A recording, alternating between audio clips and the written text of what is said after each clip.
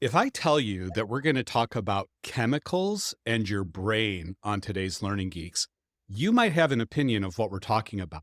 I want you to drop that terrible idea and realize we're going to talk about legitimate chemicals in your brain and how we can leverage those as learning professionals with Jessica Billiet on this episode of the Learning Geeks podcast, starting now.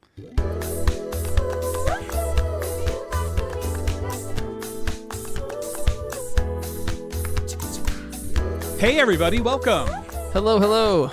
Hello. I was going to say, you notice that Jake doesn't have a hat on today, and I normally don't. Yeah, so I have one today. There's changes going on here today, which 9-0, baby. Cougars, BYU Cougars are 9-0. Tomorrow's a tough game. Yeah, if you're not watching the video right now, Dana is absolutely regaled in Brigham Young University outfit. So as of the moment of this recording, yeah, the Cougars are 9-0. I think they're ranked 6th, right? So they're going to have a prime spot in they bumped up to football 6. playoff. Yeah. Wow. Yeah. It's a tough game tomorrow. We're playing Kansas. Yes. So hopefully at the time of this recording, we will be 10-0. Yeah. Yeah. Maybe we should record a B-side for that. Dana, sorry about BYU. I'm so bummed. I know. We were 9-0. I know. And it was just such a tough game. Well, we'll see what happens at the end of the year. So Dana's regaled in that. Jake is not wearing a hat as normal. No. Did you guys notice anything different in my office? Yeah, it's empty. It's empty. Are you moving out? So here's what happened is I realized a couple of things. Is number one, most of my arcade was going completely unused. Number two, I really could use the space again.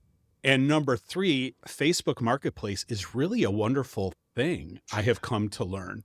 And so Julie swears by it. it's crazy. She loves it. They're It's the only calling it thing like, that Facebook's good for anymore. It's the marketplace. totally, 100%. They're calling it America's garage sale. You know, we furnished Harrison's entire apartment with Facebook Marketplace. So then we came back and we discovered it. We bought a new dining room table. And then it's just like the domino effect. So, new dining room table. Now we need new chairs. Oh, now we got to sell the old chairs. Oh, now we need a new rug. Oh, now we got to move things back. The whole house is changing. So anyway, we got to the point where I was like, what would happen if I try to sell the bulk of the arcade machines that I have and just keep the big one that has most of the games on it? I listed it on Facebook Marketplace on Sunday. Within an hour, I had 8 inquiries, including one guy who was like, I will take them all. And wow. Done. Sold. You didn't have to, no negotiating on price. He gave you what you wanted.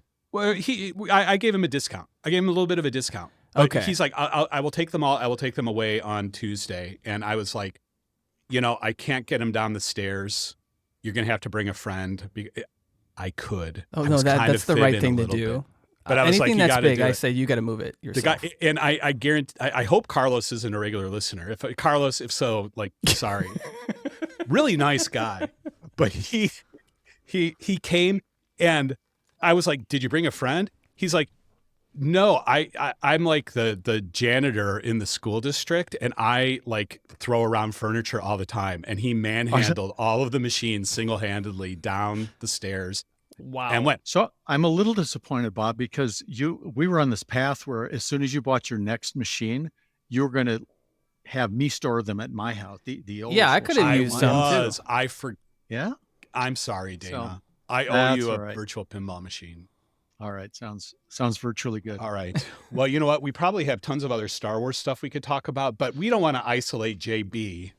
Jessica Billiet, we call her JB. Everybody else does, apparently. Only her mom calls her Jessica when she's bad. JB, welcome. We're glad you're here. Thanks for having me. She has been very patient watching us banter, and she's just smiling, going, what did I get myself into? Yeah, exactly. Yeah. So, Dana, do you want to do the official introduction of JB, and then we'll launch into the topic? Yeah, I'll do an informal introduction. Everybody has participated in webinars, right? And this was, a year and a half, 2 years ago.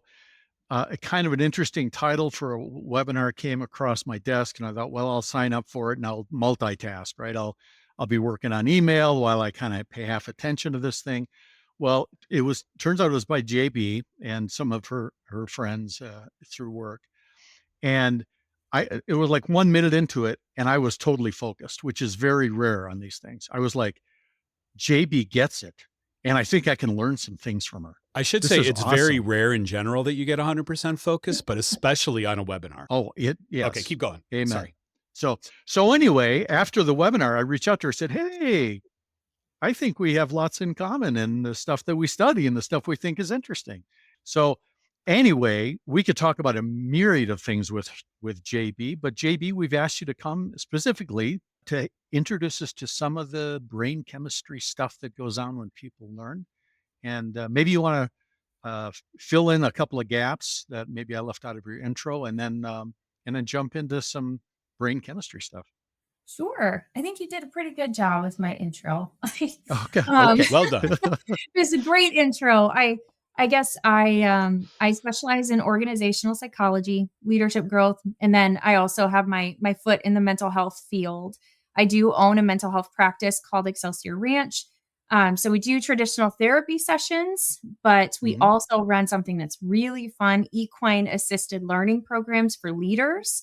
So we teach lots of topics like change management, leadership, emotional intelligence, but really fun, really, really fun way to learn. It's hands-on. And actually, a lot of the things we're going to talk about and how to make learning stick today, that's the whole process is designed with that in mind and the different neurotransmitters that really are important to make learning stick. So great. Let's jump into it.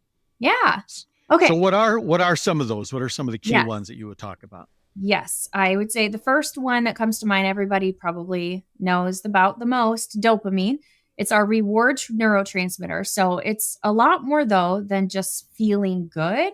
It reinforces learning by making the brain take notice of rewarding or novel experiences. So when we experience anything that's exciting, we get feedback that is positive, dopamine is released. So that encourages our brain to pay attention and repeat this behavior. So for learning, that means if we can create learning experiences that feel rewarding, you can incorporate positive feedback into your learning experience. We're essentially leveraging dopamine to help reinforce the memory and engagement. So even small things like recognizing achievements, taking progress markers, badges, verbal acknowledgement, that can release dopamine and increase engagement. The next one I would think of is acetylcholine. That's a really powerful player. It's really tied to our focus. It's critical for attention, memory formation. It helps our brain hone in on what is important and just filter out all of the different distractions that we're all plagued with, right? So when we design our learning experiences, we can take advantage of that by creating a structured, focused task so that we're not overloading our learner with distractions, but it's really more about breaking things into smaller, concentrated segments. That helps people focus. It boosts the role of acetylcholine. It helps us to form long-term memory. So that's the next one. I'd also add something really interesting there. Our span of attention is somewhat limited as human beings. So you can really maximize that acetylcholine by keeping the segment shorter. So we're talking like 10, 15 minutes. And then you need to switch learning modality or give people a break, give them a chance to discuss what they've learned, give them a chance to apply it. So that's a quick little note there. Norepinephrine, that's pretty important. It plays a key role in alertness. So that's really important when we have to retain information quickly or if we have to react to a new situation. So in a learning environment, we might include a slightly challenging task or something that kind of surprises a learner that would activate norepinephrine and keep them engaged without causing overwhelming stress. So it could be, and I mean like a surprise, not like a shocking surprise, but something like a case study with an unexpected twist that makes it really memorable, or a real-time problem-solving task that can help people stay alert and, of course, stimulate norepinephrine. I'd say glutamate is another really important one. Glutamate is essential for a process called long-term potentiation, or LTP. So that strengthens the connections between neurons. It's critical for encoding and retaining new information. Our hippocampus, which is the key brain region for memory, relies heavily on glutamate to form new memories and transfer them into long-term storage. So we produce glutamate during times of focused mental activity. So once again, kind of honing in on that focus is so important. Paying attention, cognitive tasks that are a little bit challenging, that would help to stimulate glutamate production, strengthen memory encoding. As an example, I will often, a couple times a year, I'll give workshops for nonprofits on project management through the PMI Project Management Institute. So people come and a lot of times people are running nonprofits, don't have project management experience. So I'll just teach on the PMP. And I always ask people, come to my workshop and bring a real life project, something that you're working on.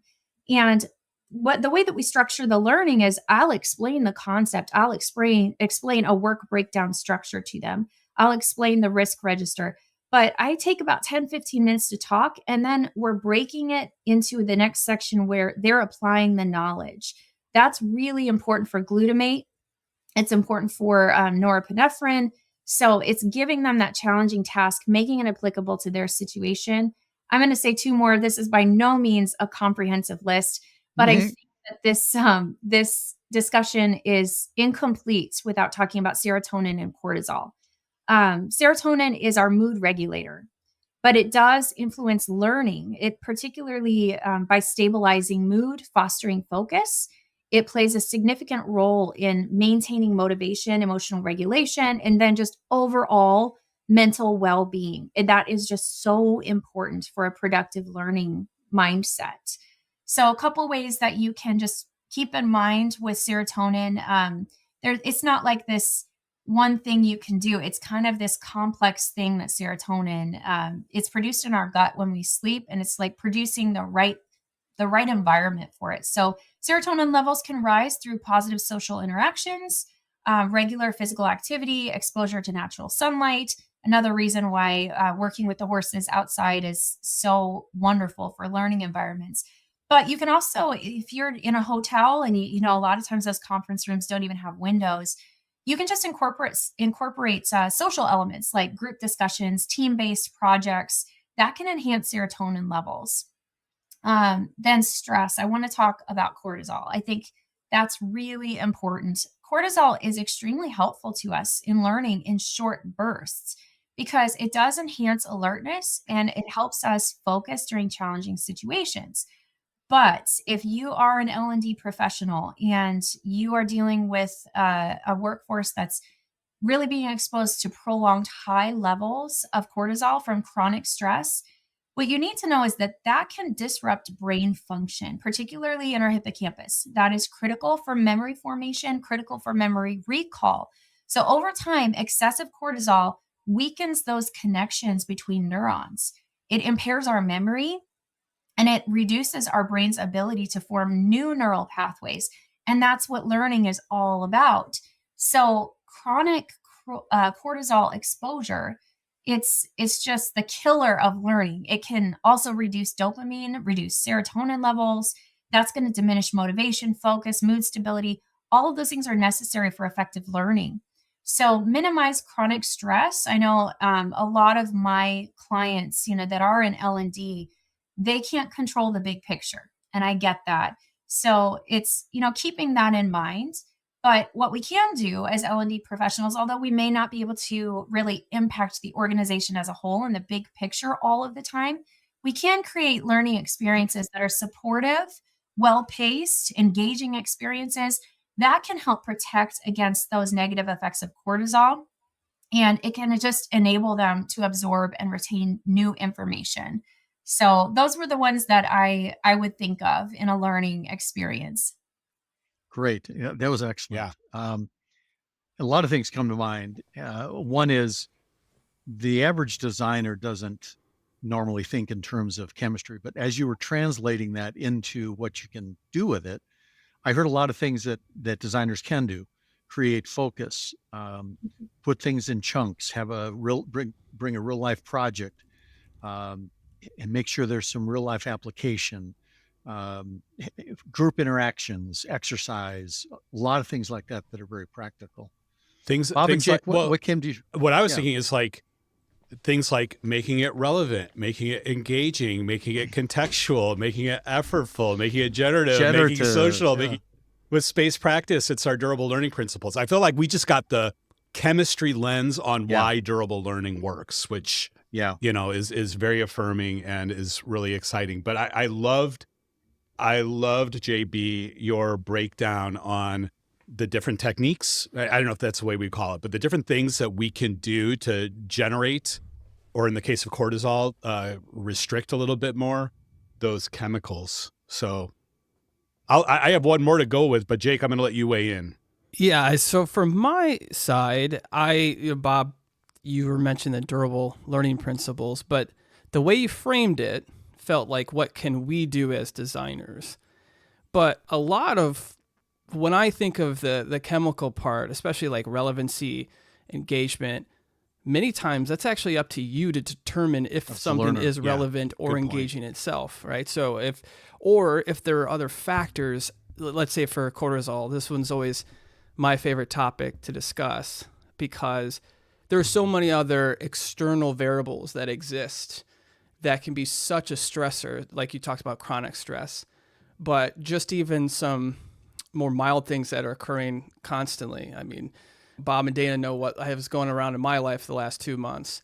That can take an impact on your ability to want to take in more information. So Yeah. that's always my question, is like, yes, there are things that we could do kind of in that small micro lens, but also knowing that there is another side. There's a lot that the individual has to either Yeah. take on, as well as there may be other factors that are much harder to break the barrier, I guess. That's what the things Well, that I always think about with it. And Jake, what comes to mind is, as months and months ago, when I was in the working world, working for Accenture, we taught the durable learning principles, but we also taught the learn to learn course, Yes, right? Because yeah. we recognized that you had to have both. You had to have an engaged learner, someone who knew how to learn, and you had to have content that was brain friendly. Yeah. And I think part of what JB is talking about and what you're summarizing is that there is this interplay between the two. If you don't have both, real learning won't occur. We've thrown those courses out now.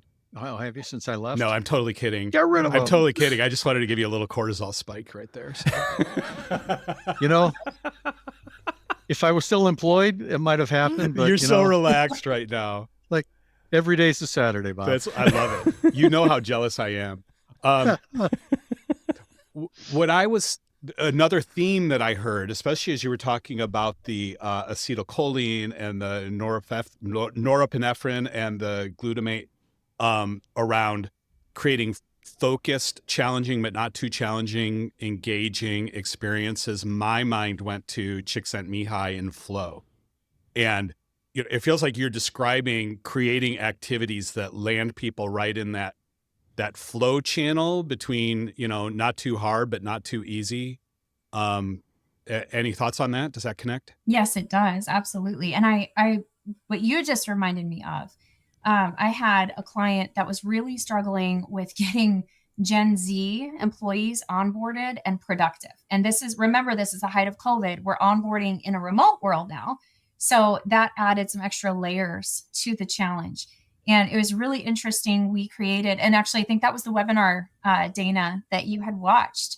We created a very brain-friendly onboarding experience. And it was about getting them into flow, but also Gen Z, when we look at that, they have such low confidence coming into that environment. It's their first professional job. They're just getting out of school. Their college may or may not have prepared them for what is expected in the workplace. We're seeing that all over the place. And now we're onboarding in a remote world. So there's all these difficulties, all these challenges, and breaking it into those smaller tasks and saying, hey, here's what I want you to learn this week. Here's your schedule for day 1, day 2, day 3. So by the end of the first week, we really want you to be able to talk about the why. Why does this organization exist? What's our mission? What's our focus? what are we accomplishing? How are we making a difference? We also want you to be able to describe your role and how your role is making a difference for your team and the big picture here. And that's a pretty easy first week, but at the same time, it's so important to establish that. And then week 2, we started breaking down little tiny tasks that were going to make an immediate impact for the broader team. But at the end of each week, we would have a little test for them. Once again, increasing that norepinephrine, increasing glutamate, introducing a little bit of cortisol. Mm-hmm. But then it's this great, huge thing of, oh gosh, I focused on that. I overcame. It's building that confidence.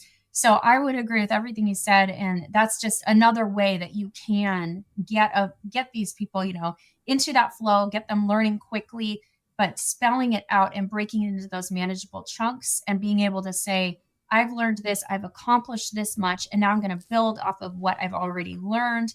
I've mastered these tasks. I'm ready to contribute. And it was a very successful onboarding program. Mm-hmm.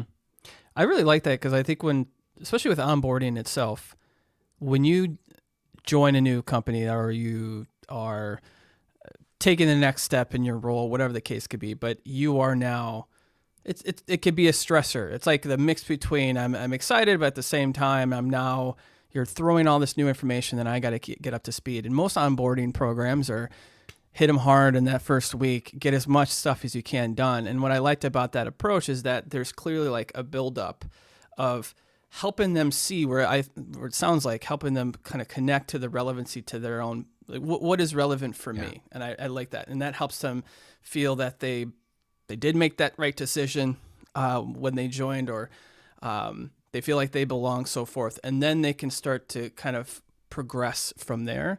Yeah, I really like that approach and thinking of it from that lens. It's not something you see often in onboarding. Yeah. And Gen Z is also really motivated by their core values. Yeah. They need to know that they're making an impact, that the work they're doing is meaningful. So that first week was really important. And we found that it was actually really effective for millennials as well, who were being onboarded. So I loved it. I loved that client. It was great. Yeah, we could go JB, we could go on about onboarding for hours. Yeah. We could probably do a completely different, you know, that's a passion area of mine. But in a quick nutshell, we've taken the approach that onboarding is more about capturing people's hearts and minds than it is filling them up with a whole bunch of detail that they will never remember. I don't know if I mentioned this on the show, but I recently heard about an onboarding program where in the first day, they made sure that you knew how to access the website to return all your equipment on the day that you quit the job. Like that, just so many problems on so many levels. Pretty critical information we know you're going to need. Yeah, which you will remember, right? And meanwhile, people are just like, who am I supposed to eat lunch with, and do they like me? Yeah. And where are the bathrooms? Where's Where are the bathrooms? Yeah. Mm-hmm. So JB, when you look at training programs through the lens of someone who understands the way the brain learns, what are some of the common things that you look at and you say, well, if we change this, it would help make it brain friendly. If we change this, are anything come to mind on kind of the typical common errors that you see designers make? Yeah, I see a lot of designers make too much content, and they might have a micro module, but it's an hour long. If you had to listen to me talk for an hour, you just glaze over. We can't. I wouldn't. Maybe not you. I don't know. But imagine you're listening to a recording of me and you can't provide any input. Yeah. There's no way for you to engage with me in conversation or to apply it. And the only way that you can apply it is maybe to pause me and then write down your thoughts. But you're just trying to get through the hour-long thing because your manager said you have to get through the hour-long thing. So I would take a look at that and I would say, okay, let's break it into 10 minutes or 15 minutes of content. And it's one concept that we're trying to master. And if it's shorter, that's great. But then let's give them an opportunity to actually apply the knowledge. Let's do something that is going to apply. Maybe it could be a lab, right? It could be, okay, you've learned this skill, now apply it in this sandbox environment. It could be, if I'm giving a presentation, I really prefer to do workshops with people. I love to just say, okay, we're going to go into breakout rooms and you're going to be in a group of 4, maybe 6, and I want you to just talk about the concept I just introduced. And I want you to share how that applies to you. I will also provide people with a book that they can fill out. It might be online, it might be something they're writing on, but they're actually writing down and working through and applying the knowledge. So I'd say that's the most common thing.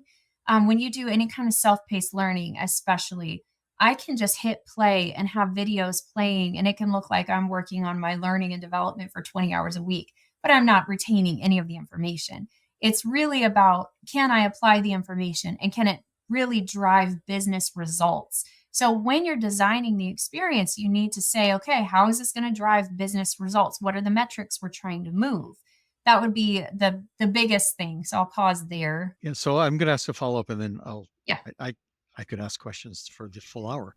But so if, let's say that I'm a trainer in a classroom setting, are there visual cues that I have that I can say, okay, I've increased cortisol too highly with my people, so I need to change things up? Yeah. I mean, you know what I'm saying? Like, is there some Yeah. way, how do we make this practical? Because you're not going to, is there a way to do that? Is there a way, things that trainers can look at and say, "Ooh, I need to change something up"? Yep. If I'm in person, I'm Yeah. watching people's body language. Are they leaning in? Are they making eye contact with me? If I see people taking notes and their eyebrows are up and they're alert, that's a good sign. If I see people kind of like timidly looking down and maybe checking their phone a little bit, then I know, okay, I'm starting to lose them. If I see people turning to each other and having conversations that are really meaningful, that might be a cue to me that I've given them a lot to think about. I need to pause here. They want to discuss it. This is really important to them. That's another cue that you can have when you are in person. If you notice everybody just staring out the window or something, then obviously it's time to stop. It's time to ask some questions and get some feedback. You can always stop and you can always say, okay, somebody share. It depends on the setting you're in, but it's great if you can have somebody say, hey, this is the issue that we are dealing with. People can start to feed in and just say, here's how we dealt with it in our organization. That's really helpful as well. That will increase glutamate, norepinephrine, dopamine, all of those things that we talked about. In a virtual environment, I think that's a lot harder because you don't see the people that you're interacting with. It is nice if you have a lot of people. I mean, good signs if I'm on a webinar and I'm getting all the heart reactions and all of the different reactions that people can do. That's letting me know, okay, I'm on the right track here. This is good. If everybody had their camera on in the beginning and they start turning it off, that's a bad sign. Yes. So just paying attention to those things in a virtual environment. But if I am doing a virtual workshop, I'll always pause every 10 to 15 minutes to do a breakout session or do a survey, do a poll, something like that, so that we can break up that modality and apply it. We've also sometimes encouraged people to do stretches, right? At a 10-minute break, to stand up or stretch or something like that, just kind of get the blood flow going in. You can also, I mean, you know, Dana, we've experimented with using technology to figure out like what's going on in the brains and the heads of people and picking up from their heart rate variance, how much oxytocin is going through their blood and all of that kind of stuff. I think that there is a role for that if people are willing to opt in to that type of an experience. I was thinking about technology as we were talking to JB, and just how as we get more and more sophisticated with bringing Gen AI into our learning experiences, we can think of even newer and creative ways to make sure that those type of things happen. So like to your earlier example of, if I'm listening to a recording of somebody, I can't stop and ask a question. I've just recently seen a demo from a vendor where you can do exactly that. You know, you're basically watching a recording of somebody, and if you have a question, you can type it in and they will stop and they will answer your question and then go on with your presentation. I love that. Just the world is our oyster, I think, as things are moving forward. So that's great.